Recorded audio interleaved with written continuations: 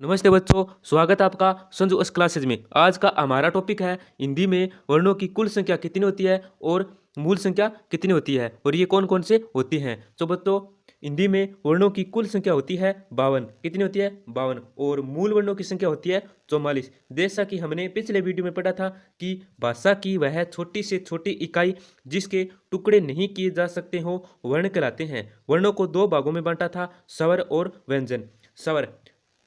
स्वरों की कुल संख्या होती है 11। कितनी होती है? 11 होती है। ये होते हैं ए, आ, ई, उ, री, ए, ऐ, ओ, औ। ये इनकी संख्या होती है 11। इनमें से मूल स्वर होते हैं 4। कितने होते हैं? 4 होते हैं। ये होते हैं ए, ई, उ, री।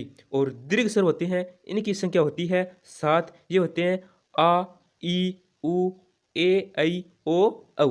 और संयुक्त स्वर होते हैं, ये होते हैं ए, ऐ, ओ, औ, जो आपस में मिलकर बने होते हैं। इनमें से अयोगवाह्य स्वर होते हैं जिनकी संख्या होती है 2। और ये होते हैं अनुस्वार और विसर्ग अंग ए। आगे हम पढ़ते हैं व्यंजन। व्यंजन क से ह तक, इनकी संख्या होती है 33। क से ह तक। क वर्ग में आते हैं क, ख, ग, घ, अड़। और च वर्ग में आते हैं च से य तक। और ट वर्ग में आते हैं ट से अण तक। और त वर्ग में आते हैं त से न तक। और प वर्ग में आते हैं पैम से म तक। ये स्पर्श व्यंजन होते हैं, इनकी संख्या होती है 25। अब हम आगे बढ़ते हैं अंतस्थ व्यंजन। इनकी संख्या होती है 4। कितनी होती है? 4। ये होते हैं य, र, ल, व। और उसम व्यंजन होते हैं, इनकी संख्या भी होती है 4। और ये होते हैं स, है। और संयुक्त व्यंजन होते हैं, ये होते हैं 4। ये होते हैं अक्ष, त्र, ज्ञ और श्रेय। अब तो देखते हैं हम कि मूल स्वर कौन, मूल वर्ण कितने होते हैं और कुल वर्ण कौन कौन से होते हैं। तो बच्चों देखो, कुल स्वर होते हैं 11। और ये दो और मिलकर कितने हो गए? 13।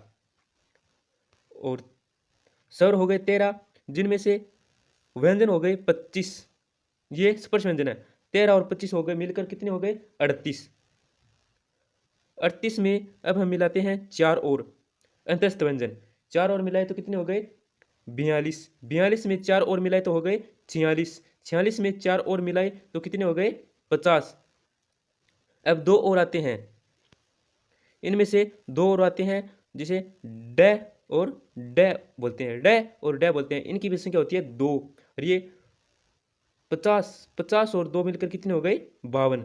इनमें से ये हो गई कुल वर्णों की संख्या। हिंदी में वर्णों की कुल संख्या कितनी हो गई? 52। अब हम देखते हैं मूल वर्ण कौन कौन से होते हैं। मूल वर्ण होते हैं 11 तो होते हैं स्वर, और व्यंजन होते हैं 33। 11 और 33 मिलकर कितने हो गए? 44। ये होते हैं मूल स्वर, मूल वर्णन। अगर वीडियो अच्छा लगा हो तो वीडियो को लाइक शेयर जरूर करें।